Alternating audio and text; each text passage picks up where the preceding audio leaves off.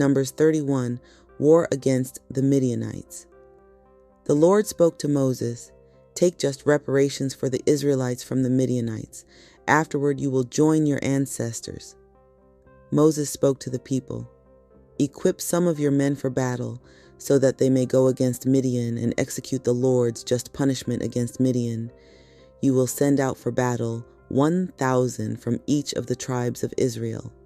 From the thousands of Israel, 1,000 from each tribe were selected. 12,000 were equipped for battle. Moses sent them to battle, 1,000 from each tribe, along with Phinehas, Eleazar, the priest's son, who carried the sanctuary equipment and the trumpets for sounding the alarm in his hand. They battled against Midian as the Lord had commanded Moses, and they killed every male. They killed the kings of Midian, Evi, Rechem, Zur, Hur, and Reba, the 5 kings of Midian, along with others slain. They also killed Balaam, Beor's son, with the sword. The Israelites took captive the Midianite women, their little ones, all their cattle, their herds, and their possessions. They burned all the cities where they lived and their encampments. They took all the spoils of war and the valuable property, both human and animal, and they brought the captives, the valuable property, and the spoils of war to Moses, Eleazar the priest, and the Israelite community at the camp on the plains of Moab by the Jordan, across from Jericho. Purification from war. Moses, Eleazar the priest, and the chiefs of the community went to meet them outside the camp. Moses became angry with the commanders of the army, the officers of thousands, and the officers of hundreds who came back from the battle. Moses said to them, "Have you let all the women live?" These very women, on Balaam's advice, made the Israelites break faith with the Lord in the affair at Peor. So there was a plague among the Lord's community. Now kill every male child and every female who has known a man intimately by sleeping with him. But all the young girls who have not known a man intimately by sleeping with him, spare for yourselves. You will remain outside the camp for 7 days. Everyone among you or your captives who has killed a person or touched a corpse must purify themselves on the 3rd and 7th days. You must also purify every garment and everything made of leather, goat's hair, or wood. Instructions about the spoils of war. Eleazar the priest said to the men of battle who had gone out to war, "This is the regulation in the instruction that the Lord commanded Moses: gold, silver, copper, iron, tin, and lead, anything that can withstand fire, you will put through the fire and it will be clean. It will also be purified with the water of purification. Anything that isn't able to withstand fire, you will immerse in water.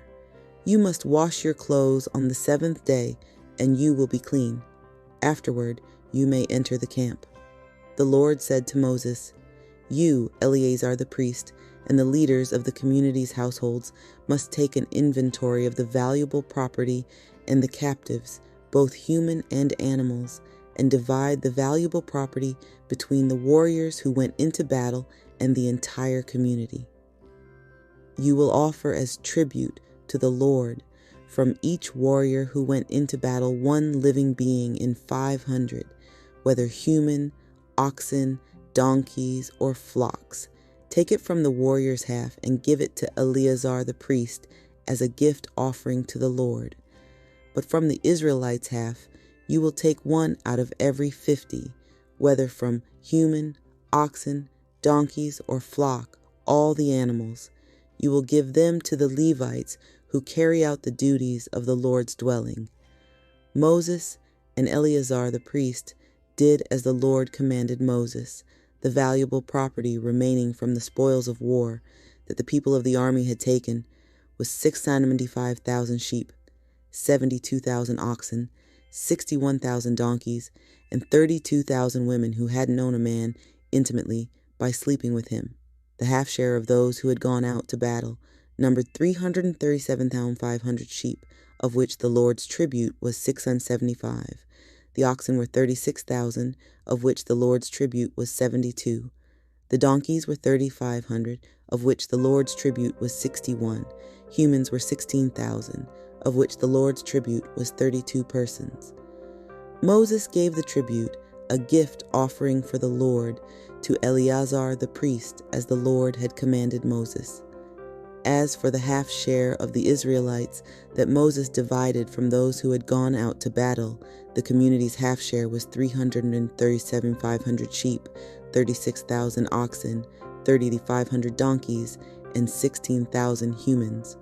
Moses took from the Israelites half one out of every 50 from humans and animals. He gave them to the Levites, who carry out the duties of the Lord's dwelling, just as the Lord had commanded Moses. The commanders over the thousands of the army, officers over thousands and officers over hundreds, approached Moses and said to Moses, "Your servants have counted the warriors in our charge, and not one of us is missing. We have brought the Lord's offering that each found gold articles, anklets, bracelets, signet rings, earrings, and necklaces to seek reconciliation for ourselves before the Lord." Moses and Eleazar, the priest, took all the gold articles from them. All the gold for the gift offering that was presented to the Lord from the officers of thousands and the officers of hundreds was 16,750 shekels. Each of the men of battle took spoils of war for himself. Yet Moses and Eleazar the priest also received the gold from the officers of thousands and of hundreds, and they brought it to the meeting tent as a memorial for the Israelites before the Lord. Numbers 32. Reuben and Gad request land. The livestock owned by the Reubenites and the Gadites were unusually vast and numerous. They saw that the land of Jazer and the land of Gilead were exactly the place for livestock. So the Gadites and the Reubenites came and said to Moses, Eleazar the priest, and the chiefs of the community, Ataroth, Dibon, Jazer, Nimrah, Heshbon, Elealeh, Sebam, Nebo, and Beon is the land that the Lord struck down before the Israelite community. It is a land for livestock, and your servants have livestock. They said, "If you approve our request, give this land to your servants as property. Don't make us cross the Jordan." Moses said to the Gadites and the Reubenites, "Should your brothers go to war while you stay here, why would you destroy the Israelites' resolve to cross into the land that the Lord gave them? Your ancestors did this when I sent them from Kadesh Barnea to inspect the land.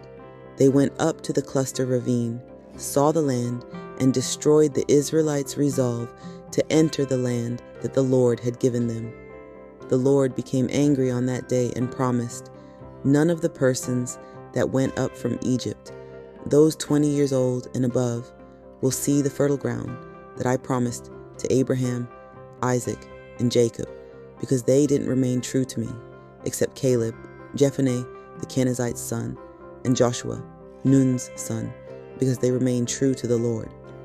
The Lord became angry with the Israelites and made them wander in the desert for 40 years until the entire generation had died, which had done evil in the Lord's eyes. Now you've taken the place of your ancestors, a group of sinful men, to intensify the Lord's anger against Israel. If you turn away from him, he will turn away again to abandon Israel in the desert. Then you will destroy this entire people." Conditions for possession of the land. So they approached him and said, "We will build walled enclosures here for our livestock and towns for our children. Then we will eagerly fight in front of the Israelites until we have brought them into their place. Our children will live in the fortified cities because of the land's inhabitants. and we won't return to our homes until each one of the Israelites takes possession of his property. We won't inherit land with them there across the Jordan, because we've received our property on the east side of the Jordan." Moses said to them, "Do this and fight before the Lord in war.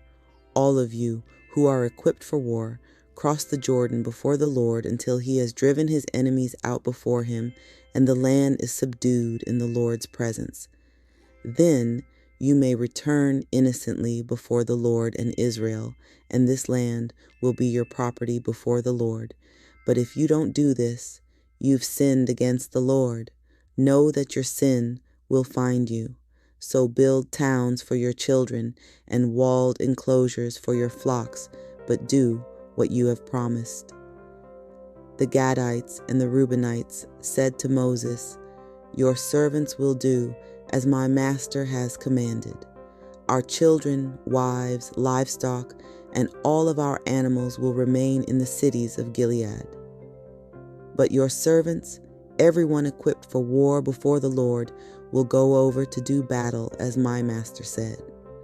Moses made demands for them to Eleazar the priest, to Joshua, Nun's son, and to the leaders of the households of the Israelite tribes. Moses said to them, "If the Gadites and the Reubenites cross the Jordan with you, each equipped for battle before the Lord, and the land is subdued before you, then you will give them the land of Gilead as a possession. If, however, they don't cross with you, equipped for war, they will take possession of property with you in the land of Canaan." The Gadites and the Reubenites answered, "We'll do just as the Lord has spoken to your servants. We'll cross into the land of Canaan before the Lord, equipped for war. But the property we inherit will be across the Jordan, territory of Gad, Reuben, and half the tribe of Manasseh." So Moses gave to them, to the Gadites, the Reubenites, and half the tribe of Manasseh, Joseph's son, the kingdom of Sihon, the king of the Amorites, and the kingdom of Og the king of Bashan, including the land, its cities, and the territory surrounding the land's cities. The Gadites built Dibon, Ataroth, Aroer, Atroth, Shophan, Jazer, Jogbehah, Beth Nimrah, and Beth Haran, fortified cities and walled enclosures for flocks. The Reubenites built Heshbon, Elealeh, Kiriathaim, Nebo, and Baal-Meon, whose names were changed, and Sibmah. They named the cities that they built. The descendants of Mashir, Manasseh's son, went to Gilead, captured it, and drove out the Amorites who were there. So Moses gave Gilead to Mashir, Manasseh's son, and he lived there. Manasseh's son Jair went and captured their villages and named them Havoth Jair. Nobal went and captured Kenath and its surrounding villages. He renamed it Nobal after himself.